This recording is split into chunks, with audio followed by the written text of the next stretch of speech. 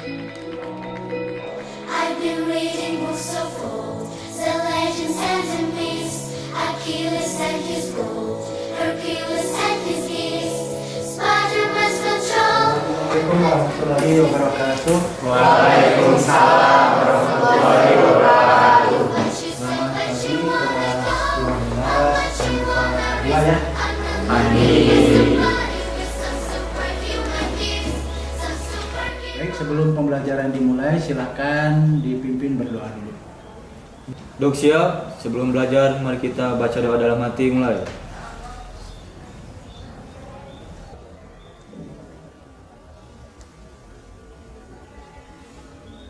Selesai. Siap berisalam. Waalaikumsalam warahmatullahi wabarakatuh. Baik, sebelum kita lanjutkan, Bapak akan mengecek dulu kehadiran kalian untuk hari ini. Hari ini ada yang tidak masuk, siapa aja? Angga Anggi izin, Anissa Sofiani sakit, Tonisa sakit. Oke, berarti 4 orang yang tidak hadir ya. Ya. Semoga yang 2 orang yang sakit semoga lekas sembuh dan bisa masuk kembali sekolah. Amin. Ya, baik. Gimana? Hari ini sudah siap untuk belajar? Siap. Sehat semua ya yang hadir pada hari ini? Alhamdulillah. Oke, baik. Sebelum Bapak lanjutkan ke materi berikutnya, Bapak akan review sedikit tentang materi pembelajaran sebelumnya. Masih ingat ya? Minggu yang lalu kita belajar tentang bagaimana pemerintahan pada masa demokrasi liberal. Coba siapa yang bisa memberikan gambaran sedikit tentang pemerintahan pada masa demokrasi liberal? Ya, silakan Fauzan. Pada demokrasi liberal, pemerintahan berjalan kurang stabil karena dikarenakan pergantian kabinet yang terlalu sering. Oke, ya bagus ya, tepat sekali. Jadi pemerintahan pada masa demokrasi liberal itu tidak bisa berjalan secara stabil karena sering terjadi pergantian kabinet. Masih ingat berapa kali kabinet berganti waktu itu? Cung, yang masih ingat? Berapa kali berganti kabinet pada waktu itu? Dalam kurun waktu 9 tahun berganti berapa kali? Ayo, ada yang masih ingat? Ya, silakan kita. 7 kali Pak. 7 kali ya, betul ya? Nah, 9 tahun berganti sebanyak 7 kali. 7 kali itu menandakan pemerintahan pada waktu itu berjalan tidak stabil. Baik, kita lanjut materi berikutnya ya. Baik, Bapak akan membacakan terlebih dahulu tujuan pembelajaran untuk hari ini.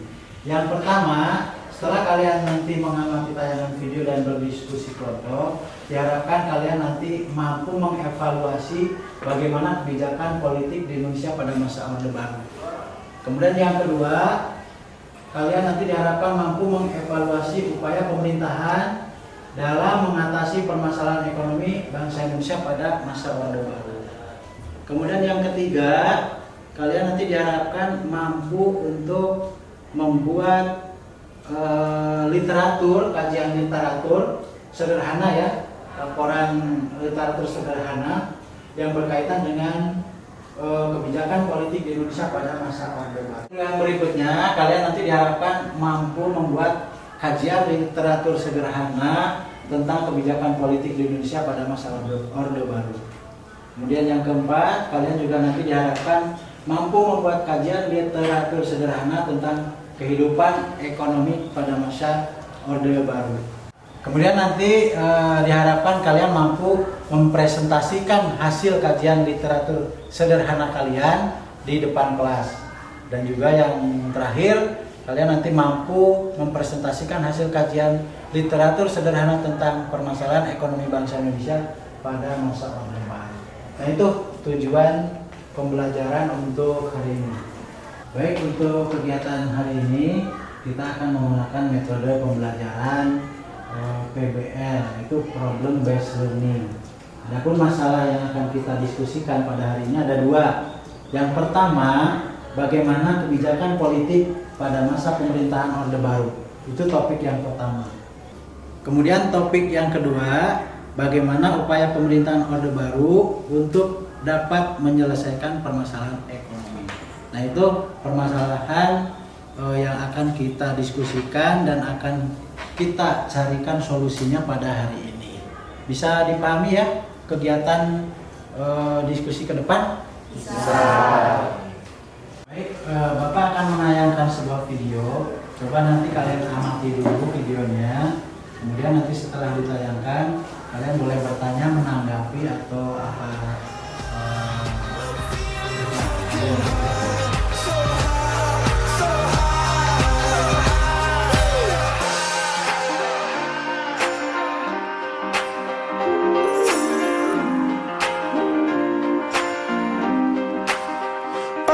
Angels sent from up above. I feel you coursing through my blood. Ini adalah Is a dream biografi tokoh yang bernama Soeharto. to make the stars come out. Wings on me when I was so heavy. Or on a symphony when I'm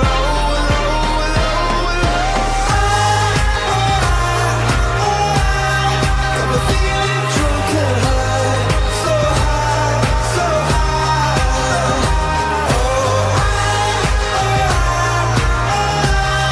I'm feeling drunk and high, so high, so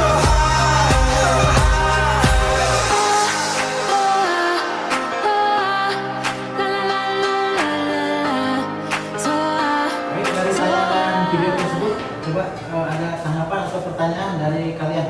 Silakan. Saya mau bertanya, Ya, silakan. kenapa pada sekarang banyak kalangan terutama rakyat kecil yang menginginkan kembali lagi pada zaman kehidupan Pak Harto atau pada zaman Orde Baru? Pertanyaan Lido bagus sekali ya. Memang betul. Kita juga sering melihat ya bahwa banyak kalangan masyarakat yang pada saat ini menginginkan atau merindukan kehidupan pada zaman Pak Harto ya, pada masa Orde Baru. Kalian juga sering mendengar ya? Dari kalian ya? Oke. Bapak tidak akan jawab dulu sekarang. Nanti mudah-mudahan dengan adanya kita berdiskusi, pertanyaan Lido bisa terjawab.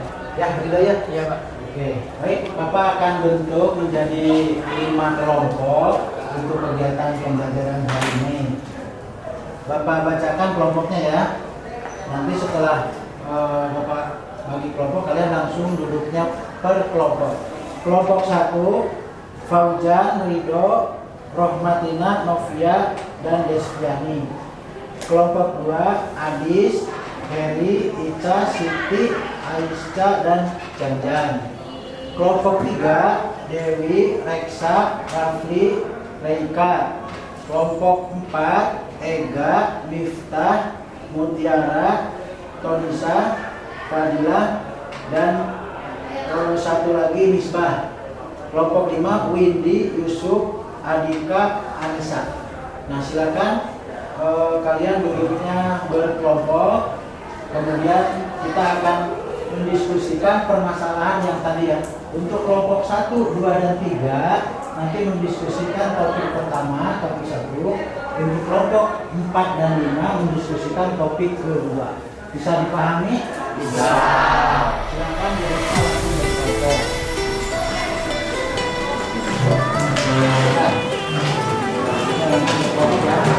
Kelompok 1, 2, 3, 4,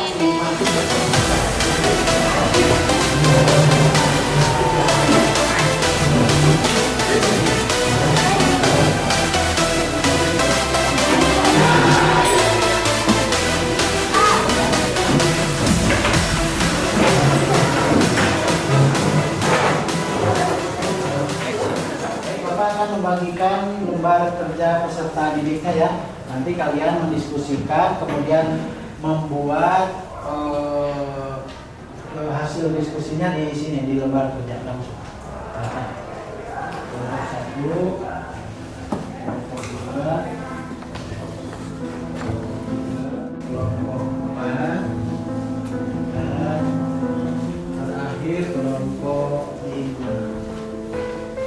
dibaca dulu petunjuk dalam LKPD-nya, baru setelah itu kalian mengerjakan.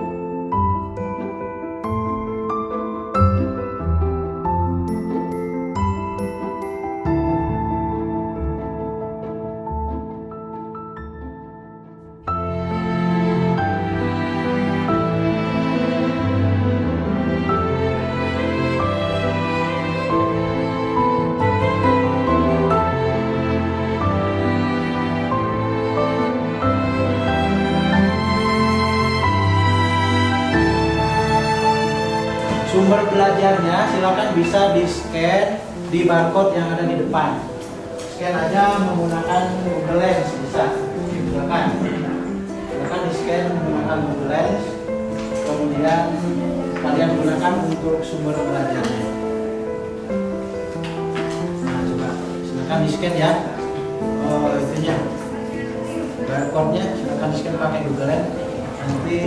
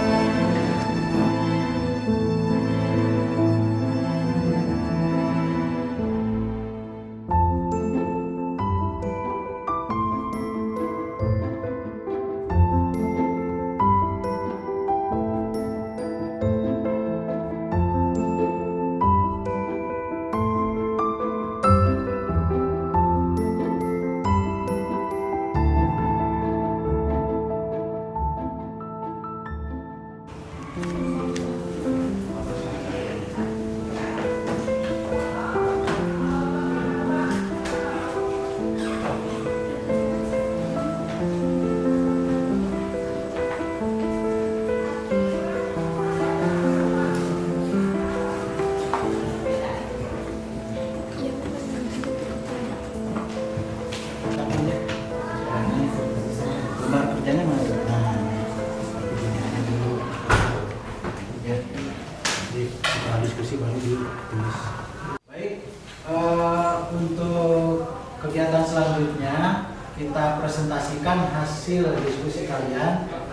Bapak pilih yang pertama mempresentasikan untuk kelompok 1 dulu, kelompoknya Fauzan. Silakan Fauzan mempresentasikan hasilnya. Di depannya atau berdiri di depan.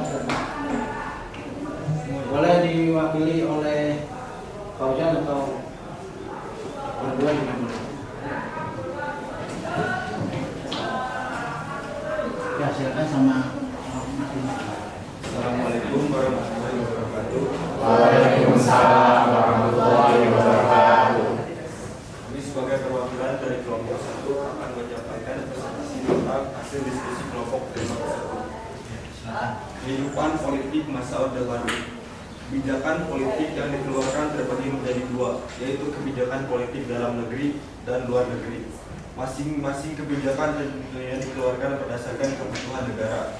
Idealnya, kebijakan yang dikeluarkan adalah yang menguntungkan dan mengedepankan kepentingan rakyat. Nah, kita lihat nih beberapa kebijakan politik pada masa Orde Baru. kebijakan politik. 1. Pelaksanaan pemilu pada tahun 1971. Pemilu yang sudah diatur melalui SI MPR 1967 yang menetapkan pemilu akan dilaksanakan pada tahun 1971 ini berbeda dengan pemilu pada tahun 1955. Baik, kebijakan politik yang kedua yaitu penyederhanaan partai politik. Penyederhanaan partai politik menjadi 2 partai dan 1 golongan karya, yaitu yang pertama, Partai Persatuan Pembangunan atau PPP, gabungan dari Nahdlatul Ulama, Parmusi, Perti, dan PSII. Yang kedua, Partai Demokrasi Indonesia, gabungan dari Partai Nasional Indonesia, Partai Katolik, Partai Murba, IPKI, dan Parkindo. Yang ketiga yaitu golongan karya atau Golkar. Yang ketiga, ada Dwi Fungsi ABRI. Dwi Fungsi ABRI adalah peran ganda ABRI sebagai kekuatan pertahanan keamanan dan sebagai kekuatan sosial politik. Sebagai kekuatan sosial politik, ABRI diarahkan untuk mampu berperan secara aktif dalam pembangunan nasional. ABRI juga memiliki wakil dalam MPR yang dikenal sebagai fraksi ABRI, sehingga kedudukannya pada masa Orde Baru sangat dominan. Sekian dari kelompok 1. Kalau ada yang ditanyakan, silakan. Ya. Perkenalkan, nama saya Mutiara Mahasiswi Oktania dari kelompok 4 mau bertanya, mengapa pemerintahan Orde Baru melakukan penyederhanaan partai padahal kan semakin banyak partai, semakin banyak kehidupan masyarakat? Pertanyaannya bagus ya dari kelompok mahasiswa. Baik, kami akan menjawab pertanyaan yang diberikan dari Mutiara. Pemerintah Orde Baru melakukan penyederhanaan partai dengan tujuan untuk meminimalkan konflik politik dan memudahkan pembangunan nasional. Selain itu, meningkatkan efektivitas dan efisiensi penyaluran aspirasi masyarakat. Penyederhanaan partai pada masa Orde Baru dilakukan melalui sidang umum MPR tahun 1973. Sekian jawaban dari kami. Apakah masih kurang? Sudah jelas. Terima kasih. Sekian dari kelompok 1, mohon maaf bila ada kesalahan. Wassalamualaikum warahmatullahi wabarakatuh.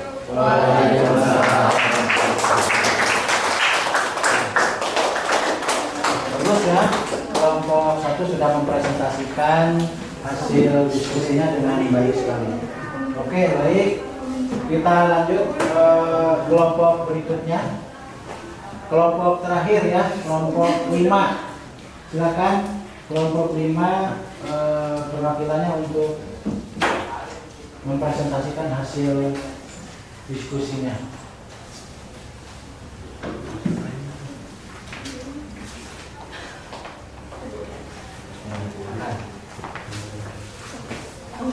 Assalamualaikum warahmatullahi wabarakatuh. Waalaikumsalam warahmatullahi wabarakatuh. Kami perwakilan dari kelompok 5 akan mempresentasikan kehidupan ekonomi masa Orde Baru. Pemerintahan Orde Baru memiliki slogan yang menunjukkan fokus utama mereka dalam memberlakukan kebijakan ekonomi, yaitu trilogi pembangunan. Trilogi pembangunan: 1. Pertumbuhan ekonomi yang cukup tinggi. 2. Pemerataan pembangunan dan hasil-hasilnya yang menuju kepada terciptanya keadilan sosial bagi seluruh rakyat Indonesia. 3. Stabilitas nasional yang sehat dan dinamis. Bukan tanpa dasar, trilogi pembangunan dibuat karena Indonesia mengalami inflasi yang sangat tinggi pada awal tahun 1966, kurang lebih sebesar 650% setahun. Nah, beberapa kebijakan ekonomi yang dikeluarkan pada masa Orde Baru adalah: 1. Rencana Pembangunan 5 tahun atau RPLITA. Pada April 1969, pemerintahan menyusun rencana pembangunan 5 tahun yang bertujuan untuk meningkatkan sarana ekonomi, kegiatan ekonomi, serta kebutuhan sandang dan pangan. RPLITA ini akan dievaluasi selama 5 tahun sekali. A. RPLITA 1. Tanggal 1 April 1969 sampai 31 Maret 1974. Sasaran utama yang hendak dicapai adalah pangan, sandang, papan, keluasan lapangan kerja, dan kesejahteraan rohani. Pertumbuhan ekonomi berhasil naik 3 sampai 5,5%. Sedangkan tingkat inflasi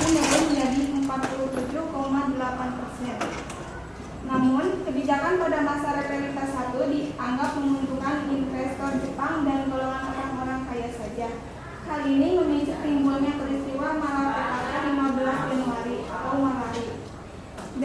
Repelita 2 tanggal 1 April 1974 sampai 31 Maret 1979 menitik beratkan pada sektor pertanian dan industri yang mengolah bahan mentah menjadi bahan baku.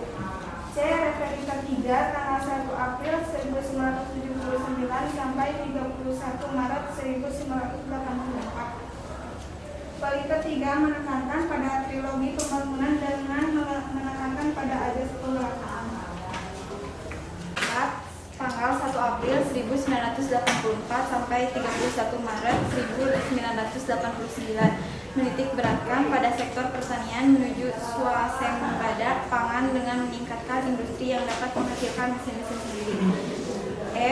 Repelita 5 pada tanggal 1 April 1989 sampai 31 Maret 1994 menitik beratkan pada sektor pertanian untuk memantapkan swasembada pangan, meningkatkan produksi pertanian, menyerap tenaga kerja dan mampu menghasilkan mesin-mesin sendiri. F. Repelita 6 dimulai pada tahun 1994. Pembangunan berfokus pada sektor ekonomi, industri, pertanian, dan peningkatan sumber daya manusia. 2. Revolusi hijau. Revolusi hijau pada dasarnya adalah suatu perubahan cara bercocok tanam dari cara tradisional ke cara modern. Untuk meningkatkan produksi pertanian umumnya dilakukan 4 usaha pokok yang terdiri dari intensifikasi, yaitu penelitian, pengembangan, dan penerapan teknologi pertanian untuk memanfaatkan lahan yang ada guna memperoleh hasil yang optimal. 2. Ekstensifikasi, yaitu perluasan lahan pertanian untuk memperoleh hasil pertanian yang lebih optimal. 3. Diversifikasi, yaitu keanekaragaman usaha tani. 4. Rehabilitasi, yaitu pemulihan daya produktivitas sumber daya pertanian yang sudah kritis. Sekian presentasi dari kelompok kami. Jika ada yang bertanya, silakan. Perkenalkan, saya Izin Mala, perwakilan dari kelompok 2. Kebijakan apa saja yang dilakukan oleh pemerintah Orde Baru dalam memperbaiki perekonomian yang terpuruk pada saat itu? Baik, saya akan menjawab pertanyaan dari beberapa kebijakan ekonomi yang dikeluarkan pada masa Orde Baru adalah 1. Rencana pembangunan 5 tahun atau Repelita. Pada April 1969, pemerintahan menyusun rencana pembangunan 5 tahun atau Repelita yang bertujuan untuk meningkatkan sarana ekonomi, kegiatan ekonomi serta kebutuhan sehari dan pangan. Repelita ini akan dievaluasi selama 5 tahun sekali. 2. Menyusun anggaran pendapatan belanja negara atau APBN dengan nilai imbang. 3. Membentuk Intergovernmental Group on Indonesia atau IGGI, yaitu organisasi internasional yang dibentuk pada tahun 1967 untuk mengkoordinasikan bantuan dana bagi Indonesia. 4. Kebijakan revolusi hijau. Cukup. Sekian presentasi dari kelompok kami. Assalamualaikum warahmatullahi wabarakatuh. Waalaikumsalam warahmatullahi wabarakatuh.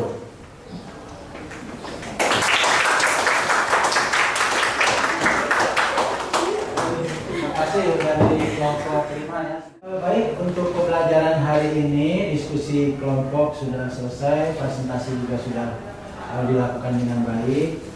Bapak minta dari kalian untuk satu orang coba memberikan kesimpulan. Siapa yang bisa memberikan kesimpulan pembelajaran hari ini? Silakan.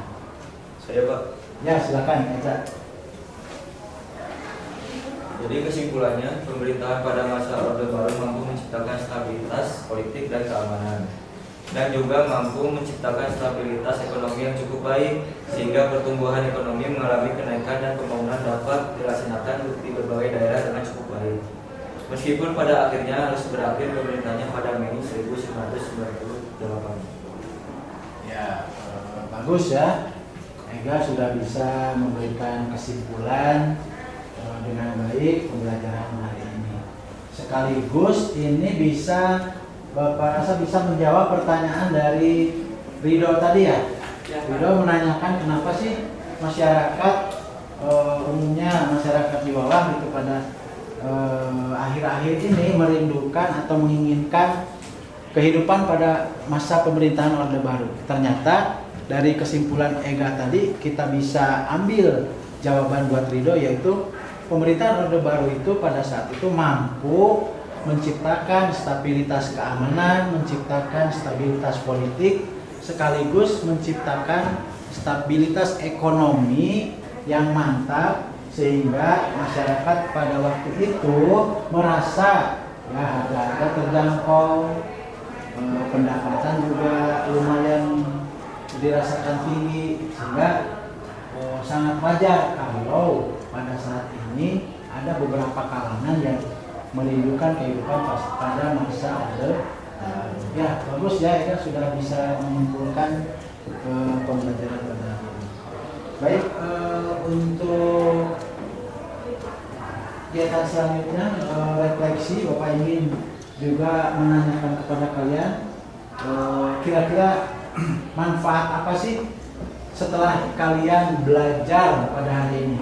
Apa manfaat yang bisa kalian rasakan, yang bisa kalian dapatkan setelah mengikuti pembelajaran pada hari ini? Silakan, siapa yang mau mewakili?